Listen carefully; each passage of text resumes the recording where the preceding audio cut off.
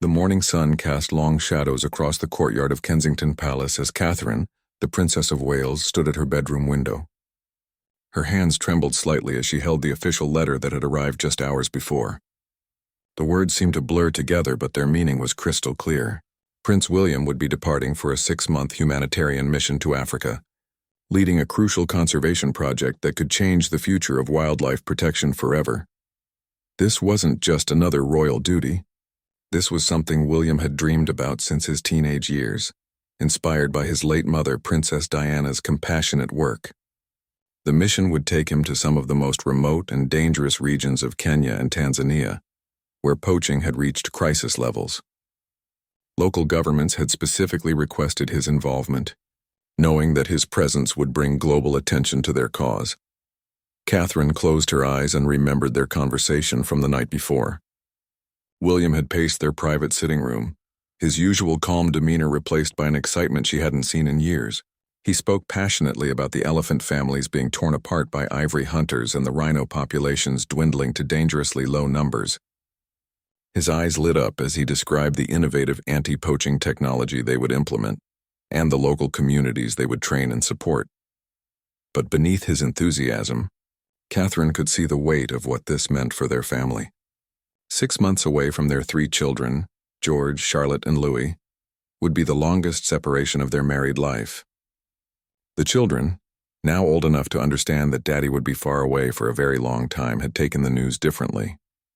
George, being the eldest, tried to be brave and asked intelligent questions about Africa. Charlotte had burst into tears while little Louis simply asked if Daddy would miss his birthday. The couple had spent countless hours discussing this opportunity. William felt a deep responsibility to use his platform for meaningful change, just as his grandmother, Queen Elizabeth, had always taught him. Catherine understood this calling, but her heart ached at the thought of managing royal duties, 3 active children, and public appearances without her partner by her side. The palace staff had been unusually quiet that morning, sensing the emotional weight hanging over the royal household. Even their normally cheerful housekeeper moved through her duties with a somber expression. Everyone who worked closely with the family knew how devoted William and Catherine were to each other and to their children. This separation would test them all. Catherine had always been William's strongest supporter, encouraging him to take on challenges that mattered to him personally. She remembered how proud she felt when he qualified as a search and rescue pilot, and how she had celebrated his environmental initiatives. This African mission was different, though. It wasn't just about William pursuing his passions. It was about him stepping into a leadership role that could define his future as king. The princess knew that. Millions of people around the world would be watching this farewell. Every gesture, every emotion would be analyzed and discussed. But in this moment, standing alone in their bedroom, she allowed herself to feel the full weight of missing the man she had loved since their university days. They had weathered many storms together, but this would be their greatest test of faith in each other and in their marriage. As she heard the children's voices echoing down the hallway, Catherine took a deep breath and prepared herself for one of the most challenging days of her life. The official announcement would be made in just a few hours, and then the countdown to William's departure would begin. She straightened her shoulders, smoothed her dress, and walked toward the sounds of her family, knowing that the next few weeks would require every ounce of strength and grace she possessed. Outside, the early morning mist was beginning to lift, revealing a beautiful autumn day. But inside Kensington Palace, the atmosphere felt heavy, with the weight of an approaching goodbye that would touch the hearts of people across the nation and around the world. The children's breakfast that morning was unlike any other in the Wales household. Usually filled with laughter and playful arguments over who got the last piece of toast, the dining room felt subdued. Prince George sat quietly eating his cereal, occasionally glancing at his father with questions in his eyes that he seemed too mature to ask. Princess Charlotte picked at her scrambled eggs, her lower lip trembling every few minutes as the reality of Daddy's upcoming departure hit her in waves. Prince Louis, at his young age, seemed to sense the change in atmosphere, but couldn't quite grasp what it meant. He chattered away about his toys and asked William to help him build a castle with his blocks after breakfast, not understanding that soon there would be many mornings without Daddy there to help with block castles or anything else. William tried to maintain his usual cheerful demeanor, making jokes and asking the children about their plans for school. but Catherine could see the effort it was taking. His smiles didn't quite reach his eyes, and his voice carried a forced lightness that she recognized as his way of coping with difficult emotions. She had seen this same expression when he spoke about missing his mother during important family moments. After breakfast, William gathered the children in their favorite sitting room. The walls were decorated with their artwork and family photos from holidays and special occasions. He sat on the comfortable sofa with Charlotte on one side and Louis climbing onto his lap, while George chose to sit on the carpet at his feet, already showing signs of the serious young man he was becoming. William began to explain his mission in words they could understand.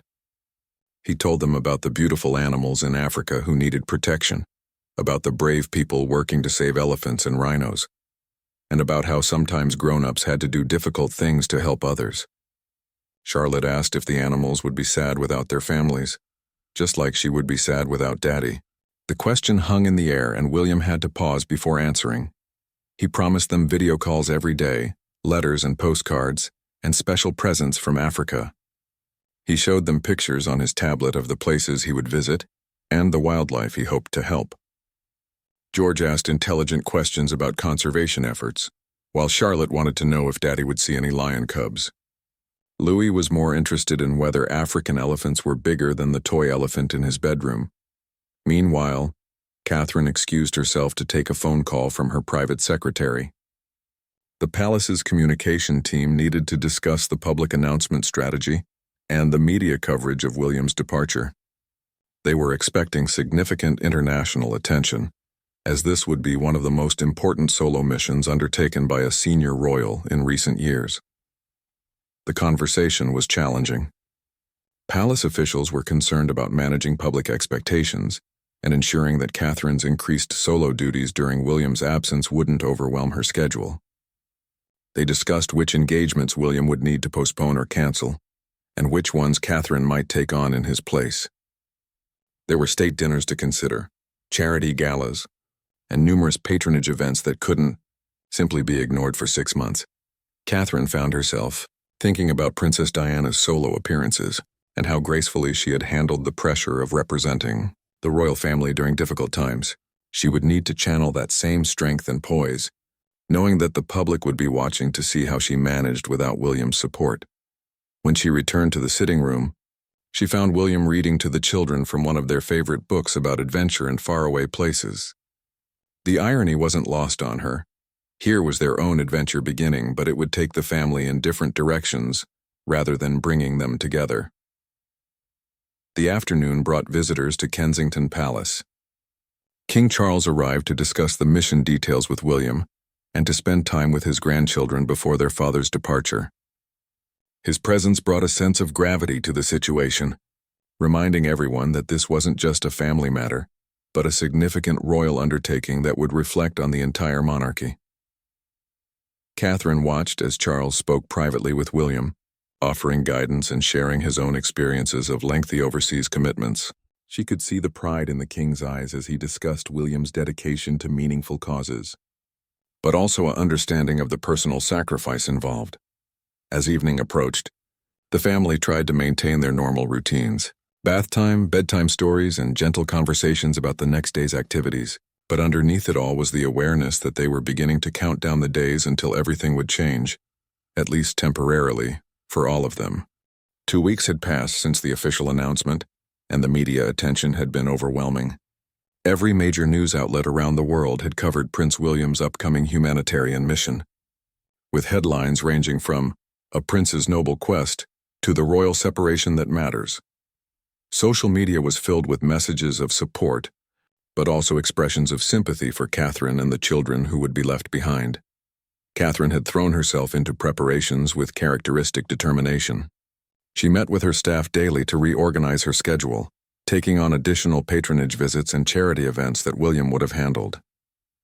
The Queen's Commonwealth Trust, the Earthshot Prize Foundation, and various conservation organizations all needed continued royal support during William's absence. The princess had also been working closely with child psychologists and family counselors to ensure the children would cope well with their father's extended absence. They developed strategies for maintaining connection through technology and planned special activities that would help George, Charlotte and Louis feel involved in Daddy's important work. William, meanwhile, had been in intensive preparation mode. His days were filled with briefings from conservation experts, security consultations, and meetings with African government officials who would be coordinating his mission. He studied detailed reports about poaching activities, learned about local customs and languages, and reviewed the innovative tracking technology that would be deployed to protect wildlife. The couple's private moments together had become even more precious. They took long walks in Kensington Gardens after the children were asleep, talking about everything and nothing, trying to store up memories to sustain them through the coming separation. Catherine had started keeping a journal, planning to write daily entries that she could share with William during their video calls. One evening, as they sat together in their private study, William showed Catherine the custom-made satellite phone he would carry for emergency communications. The device represented both connection and distance, a lifeline that could reach across continents but also a reminder of how far apart they would be. Catherine held the phone, imagining William using it to call home from some remote African outpost under a canopy of unfamiliar stars. The children had been remarkably resilient, though each in their own way. George had become fascinated with maps and spent hours tracing the route his father would take across Africa. He asked detailed questions about time zones and wanted to know exactly when Daddy would be eating breakfast while they were having dinner. His analytical approach to the situation impressed both parents and showed his growing maturity. Charlotte had channeled her emotions into art, creating dozens of drawings of elephants, lions, and rhinos for Daddy to take with him. She insisted that the animals in Africa needed to see pictures of her family, so she carefully drew portraits of everyone, including their dog Orla. Her teacher at school reported that she had been telling her classmates about conservation and why it was important to protect animals. Little Louis had perhaps the most touching response.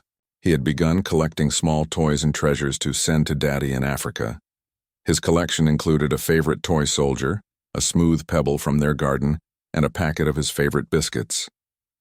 He didn't fully understand the distance involved but wanted to make sure Daddy had home things with him. The palace staff had also been affected by the upcoming departure.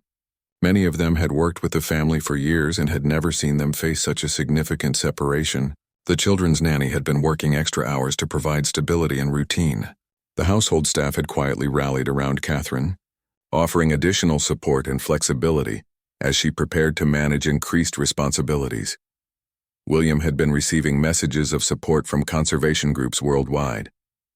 Scientists and field researchers who had worked in similar dangerous conditions shared their experiences and offered practical advice. Former military colleagues reminded him of survival skills and safety protocols. The outpouring of professional support reinforced his conviction that this mission could make a real difference. But it was a letter from a young Kenyan conservationist that moved him most deeply. The young woman wrote about losing her father to poachers when she was Charlotte's age, and how Prince William's commitment gave her hope that her own children might grow up in a world where such tragedies were no longer common. The letter reminded William that his sacrifice and his family's sacrifice was part of something much larger than themselves. Catherine had been quietly dealing with her own anxieties about the mission's dangers.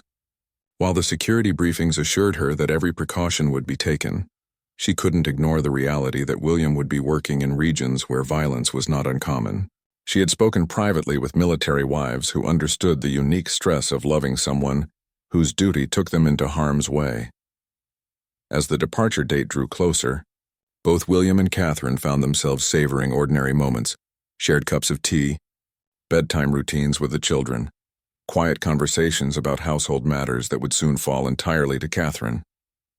These simple interactions had taken on a poignancy that neither had expected, reminding them how much of their happiness was built on the foundation of being together every day. The final week arrived faster than anyone in the household had expected. Suddenly, what had seemed like abstract planning became urgent, concrete reality. William's luggage sat in their bedroom. Practical, military-style gear that looked so different from the elegant suits and formal wear that usually filled his wardrobe. The sight of those sturdy boots and field jackets brought home the truth that he really was leaving for a dangerous, challenging mission. Catherine found herself memorizing details she had never paid attention to before. The way William hummed while shaving in the morning. How he always checked on each child before coming to bed. The particular way he laughed at his own jokes. These small habits that had been part of the fabric of their daily life suddenly seemed precious and fleeting. The children had begun asking more difficult questions. Charlotte wanted to know if Daddy might get hurt by the bad men who hunted animals. George, with his growing awareness of world events, asked about diseases and dangerous animals in Africa. Louis, perhaps most heartbreakingly, asked if Daddy was going away because he had been naughty. These conversations required careful balance, honesty, about the importance of the mission while maintaining the security and innocence that children deserved. William had arranged special individual activities with each child. During this final week, he took George to the Natural History Museum for a private tour of the African wildlife exhibits, where they talked seriously about conservation efforts and George asked surprisingly sophisticated questions about ecosystem balance. The museum curator was moved by the young prince's genuine interest and his obvious pride in his father's work. With Charlotte, William had a tea party using her best toy tea set, where she served him pretend cakes and told him stories about all the drawings she had made for his trip. She had created an entire narrative about the animals he would meet, giving them names and personalities. She made him promise to tell the real elephants about Rosie and Buttercup, her imaginary elephant. Friends Louis's special time involved building the most elaborate block castle they had ever attempted together. As they worked, Louis chattered constantly, telling his father about his plans for while Daddy was away and making William promise to build an even bigger castle when he came home. The innocence of a young child's faith that Daddy would definitely come home was both comforting and heart-wrenching. The couple had also planned private time together, but found that their conversations kept circling back to practical matters. Emergency contacts, family schedules, contingency plans. It was easier to discuss logistics than to face the emotional reality of their separation. Catherine had prepared detailed notes about each child's routines, preferences, and needs, as if organizing information could somehow make the coming months easier. 3 days before departure, they received an unexpected visit from Princess Anne, William's aunt. Known for her practical approach to royal duties and her own extensive international work, she came to offer both support and perspective. Over dinner, she shared stories from her own travels to challenging locations and reminded William that serving others often required personal sacrifice. Princess Anne spoke privately with Catherine afterward, woman to woman, royal to royal. She acknowledged the difficulty of what Catherine was facing and offered practical advice about managing solo royal duties while maintaining family stability. Her presence was reassuring. Here was someone who understood both the public expectations and the private challenges that came with royal responsibility. The palace had organized a private farewell dinner with close family members. King Charles attended along with Princess Anne and a few of William's closest friends. The atmosphere was deliberately celebratory rather than somber, focusing on the importance of the mission and confidence in its success. But underneath the positive energy, everyone could feel the weight of what was coming.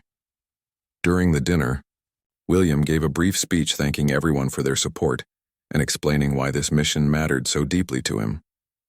He spoke about legacy, the world he wanted to leave for his children and for all children. His voice broke slightly when he mentioned George, Charlotte, and Louis, and the room fell silent as everyone felt the depth of his emotion. Catherine had been struggling with her own conflicted feelings. While she was enormously proud of William's commitment to meaningful work, she also felt flashes of resentment about being left to manage everything alone. These feelings brought guilt, which brought more stress. She had confided in her mother, Carol Middleton, who reminded her that complex emotions during difficult times were completely normal and didn't reflect poorly on her love for William or support for his work. The night before departure, neither William nor Catherine slept well. They lay in bed talking softly about hopes and fears, making promises about staying connected and being honest about their struggles. William apologized for leaving her with so much responsibility. Catherine apologized for her moments of anger about his leaving. They talked about their love for each other and for their children, reaffirming the foundation that would sustain them through the separation. In the early morning hours, they walked through their sleeping children's rooms together one last time before everything changed. George slept peacefully, his maps and conservation books stacked neatly on his bedside table. Charlotte had fallen asleep clutching one of her elephant drawings.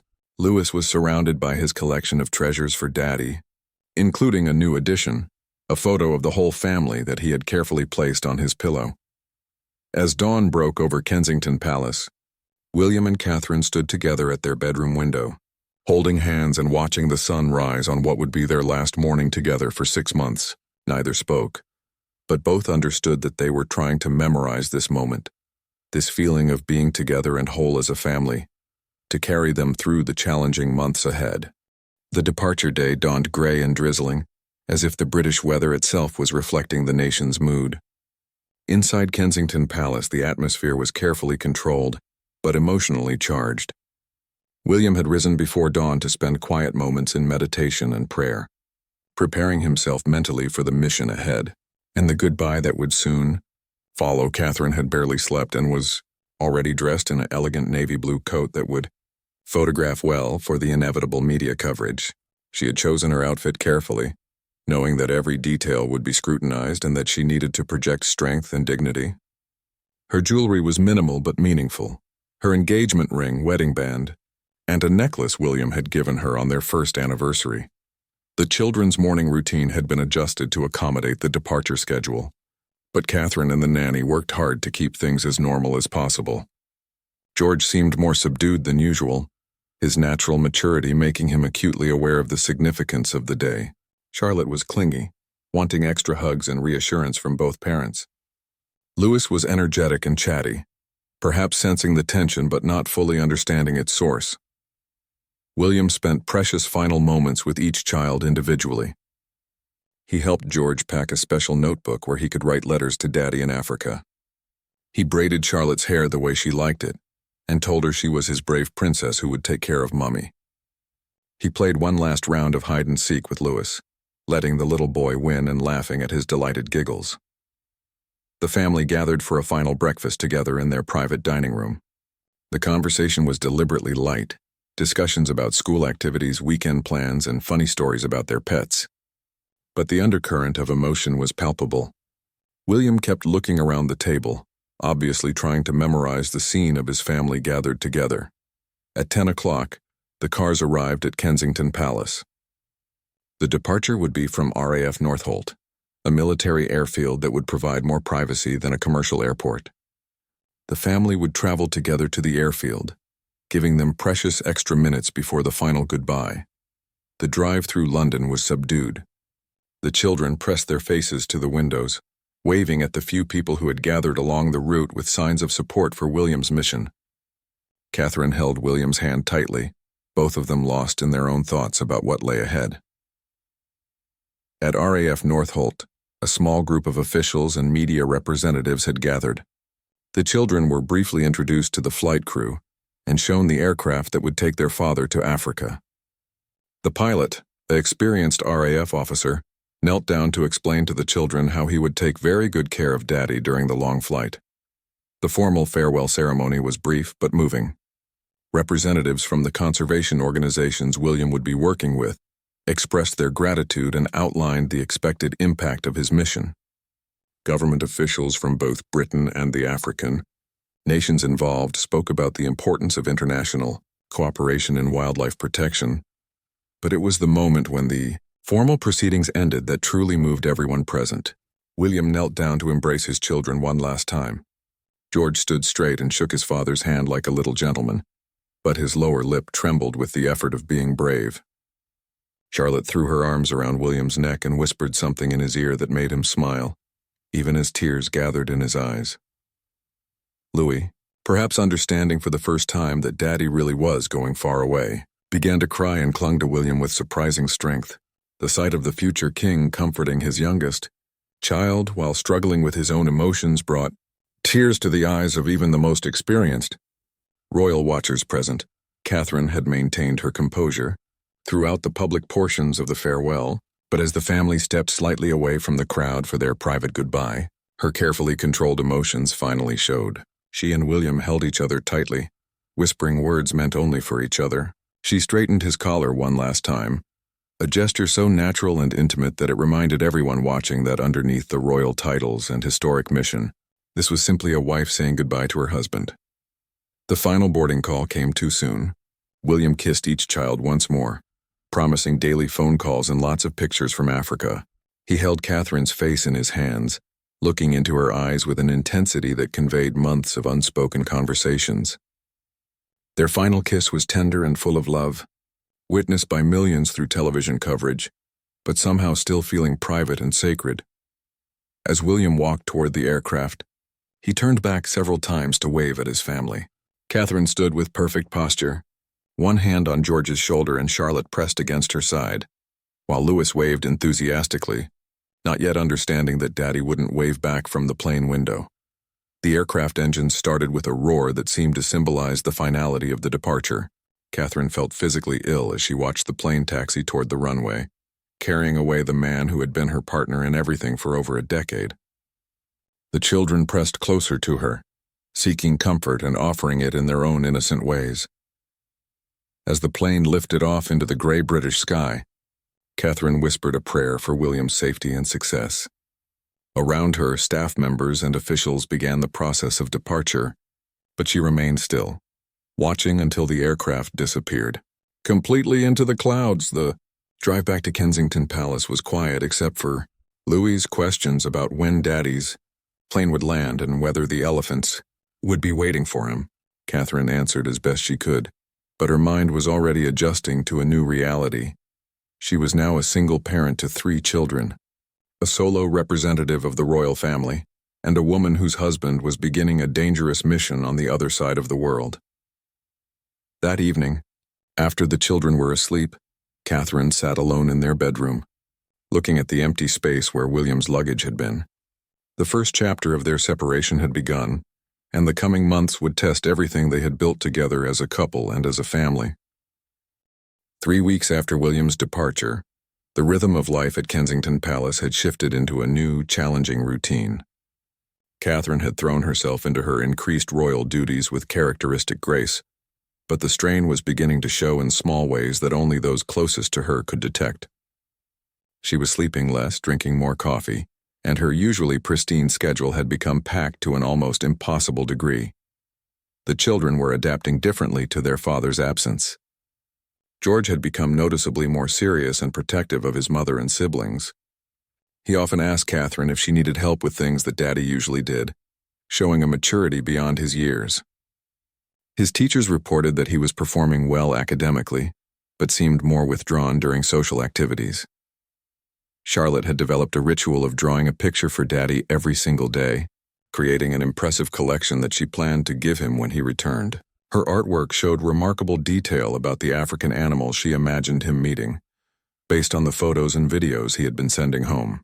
But she also had moments of sadness that seemed to come from nowhere, usually when she saw families with fathers at school events or in public. Louis had perhaps the most heartbreaking response. He had begun saving his favorite foods at dinner, explaining to his mother that he wanted to share them with Daddy when he came home. He also frequently asked when Daddy would be back for bedtime stories, unable to fully grasp the concept of months rather than days. Catherine's first major solo royal engagement had been a state dinner for visiting dignitaries from Canada. She had prepared meticulously, working with protocol officials to ensure every detail was perfect. The evening had been a success by all external measures, but afterward she had called William via satellite phone and cried for 20 minutes, overwhelmed by the loneliness of representing their partnership alone.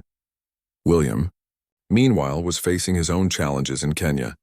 The work was more dangerous and demanding than even he had anticipated.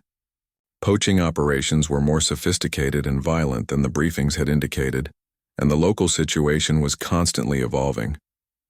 He had already participated in 3 anti-poaching raids that had put him directly in harm's way. Experiences he carefully edited when describing his work to Catherine and the children. The time difference between Britain and East Africa meant that family conversations often happened when someone was exhausted or rushed. William would call during his brief rest periods between field operations, sometimes speaking to his family while sitting in a dusty Land Rover or a basic field camp. Catherine would often take these calls while managing bedtime routines or between official engagements, both of them struggling to maintain emotional connection across the physical distance. The media attention had been intense, but largely sympathetic. British newspapers ran regular features about Catherine's solo work and the children's activities, while international outlets followed William's conservation efforts with growing interest. Public opinion polls showed overwhelming support for the mission, but also genuine concern for the family's well-being during the separation. One particularly challenging day came when Louis fell ill with a fever that spiked dangerously high during the night. Catherine had rushed him to the hospital, staying by his bedside while managing communications with worried staff and trying to reach William in a remote area where satellite coverage was unreliable. When she finally connected with him 12 hours later, William was devastated to learn that his youngest child had been scared and sick without Daddy there to comfort him. This incident had sparked serious conversations between Catherine and William about the true cost of the mission. William had offered to return immediately, but Catherine had insisted he continue his work, knowing how important it was both personally and professionally. However, the stress of the situation had led to their first real argument since his departure, conducted via satellite phone with thousands of miles between them. The conservation work itself was showing remarkable progress. William's presence had indeed brought international attention to the poaching crisis, and funding for anti-poaching efforts had increased dramatically. His hands-on approach had impressed local conservationists and government officials, who appreciated that he was willing to endure the same difficult conditions as the field teams. During one particularly successful operation, William's team had intercepted a major ivory smuggling convoy, saving the lives of an estimated 50 elephants. The victory had been covered extensively in international media, with photos of William examining confiscated ivory tusks serving as powerful symbols of the mission's importance. But even in his moment of professional triumph, William had felt the sharp pain of being unable to share the experience immediately. With Catherine and the children, Catherine had begun working with a therapist who specialized in helping families cope with extended separations. The sessions were helping her process her own emotions while developing better strategies for supporting the children. She had learned techniques for maintaining connection across distance and ways to help each child express their feelings about Daddy's absence. The therapist had also helped Catherine recognize that her perfectionist tendencies were making the situation harder. She had been trying to be both mother and father to the children, while also increasing her royal duties, setting an impossible standard that was exhausting her physically and emotionally. Learning to accept help from staff and family members had been a difficult but necessary adjustment. Public support for the family had been overwhelming. Letters and cards arrived daily at Kensington Palace from people around the world, expressing admiration for William's work and sympathy for the family's sacrifice. Children from schools across Britain had sent drawings and stories to George, Charlotte, and Louis, creating an unexpected network of support that touched Catherine deeply. As the first month of separation ended, both William and Catherine were beginning to understand that this experience was changing them individually and as a couple. The challenges were greater than they had anticipated, but so was their appreciation for their partnership and family bond.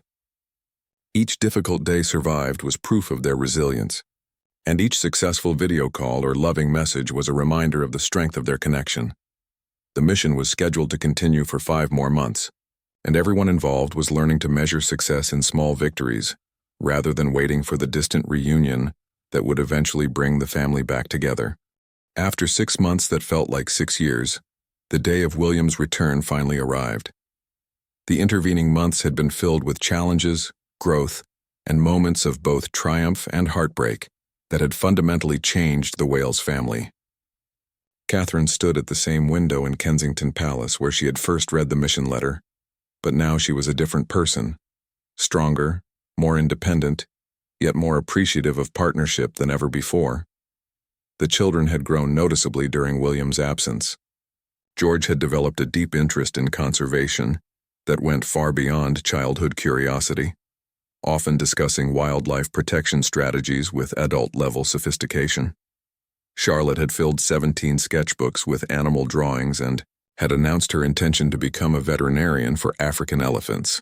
Louis had learned to ride a bicycle, lost his first tooth, and developed an impressive vocabulary of African animal names that he practiced daily in preparation for Daddy's return.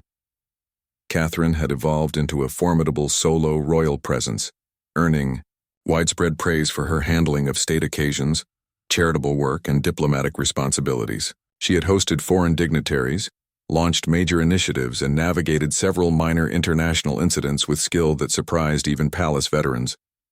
But more importantly to her, she had successfully maintained family stability and kept the children connected to their father despite the enormous distance. William's mission had exceeded all expectations. The anti-poaching program he had helped establish was already showing measurable results, with elephant and rhino populations stabilizing in several key regions. The international funding and attention his presence had attracted would continue supporting conservation efforts for years to come. He had personally participated in operations that saved hundreds of animals, and had helped train local rangers who would carry on the work long after his departure. But the personal cost had been enormous for everyone involved. William had missed Louis's birthday, Charlotte's first school play, and George's acceptance into an advanced academic program. He had been absent for several family medical scares, household crises, and the simple daily moments that create the fabric of family life. The guilt of these absences weighed heavily on him, even as he understood the importance of his mission's success.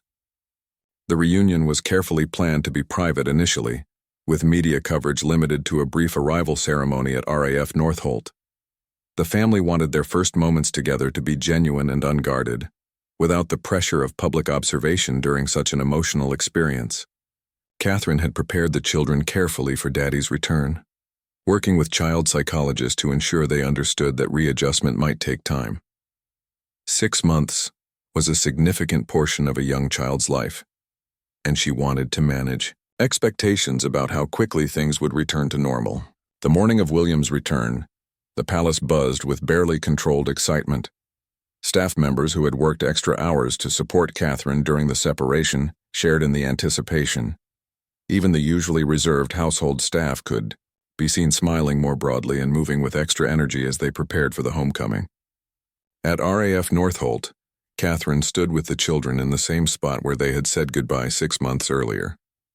The contrast was striking. The children were visibly older. Catherine looked more confident and self-assured, and all of them seemed to carry themselves with a new awareness of their own strength and resilience. When William's aircraft appeared in the British sky, Louis jumped up and down with excitement, shouting, "Daddy's plane! Daddy's plane!" George stood straighter, trying to contain his emotions but unable to hide his smile. Charlotte clutched her portfolio of drawings and bounced on her toes with anticipation. As the plane taxied to a stop, Catherine felt a complex mix of emotions: joy at his safe return, nervousness about readjusting to being a couple again, pride in how the family had managed the separation, and relief that their test of endurance was finally ending. William appeared in the aircraft doorway looking thinner and more weathered than when he had left, his skin darkened by months of African sun. But his smile was radiant as he saw his family waiting for him. The first moments of reunion were captured by official photographers, but the raw emotion was impossible to stage or direct. Louis reached William first, launching himself into his father's arms with such force that William staggered backward, laughing and crying simultaneously. Charlotte was next, pressing her precious drawings into William's hands while talking rapidly about every picture she had made. George approached more slowly, but his embrace was just as heartfelt, and William could feel how much his eldest son had grown during their separation. Catherine and William's reunion was tender and intense. They held each other for long minutes, both overwhelmed by the physical reality of being together again. Catherine could feel how the mission had changed William. He seemed both more confident in his purpose and more aware of what truly mattered to him. The drive back to Kensington Palace was filled with excited chatter from the children and quieter conversation between William and Catherine. Everyone was trying to bridge 6 months of separation with words, sharing experiences and feelings that had accumulated during their time apart. That evening, after the children were finally asleep following extended bedtime stories and extra cuddles, William and Catherine sat together in their bedroom and truly talked for the first time since his return. They discussed how the separation had changed them individually and as a family, acknowledging both the growth and the scars that had resulted from their time apart. William expressed deep gratitude for Catherine's strength and capability during his absence, while Catherine shared how proud she was of his mission's success and his commitment to meaningful work. They also honestly discussed the difficulties they had faced and their concerns about future separations that might be required by royal duty. The reunion received extensive and positive media coverage, with commentators noting the family's obvious joy at being together again and the public's appreciation for their sacrifice in service of conservation efforts. Public opinion polls showed record-high approval ratings for both William and Catherine, reflecting admiration for their dedication to important causes and their grace under pressure. In the weeks following William's return, the family gradually readjusted to being together. There were moments of awkwardness as they relearned each other's routines and preferences, but overall the transition was smoother than anyone had expected. The separation had taught them not to take their time together for granted, and they approached their reunion with enhanced appreciation for their family bond. The conservation mission's success had established William as a serious international leader in environmental protection, setting the stage for expanded future work in this field. But perhaps more importantly, the experience had proven to both William and Catherine that their marriage and family were strong enough to weather significant challenges while maintaining their commitment to serving others. As they looked toward the future, both realized that this separation, difficult as it had been, had ultimately strengthened their partnership and deepened their understanding of what truly mattered in their lives together.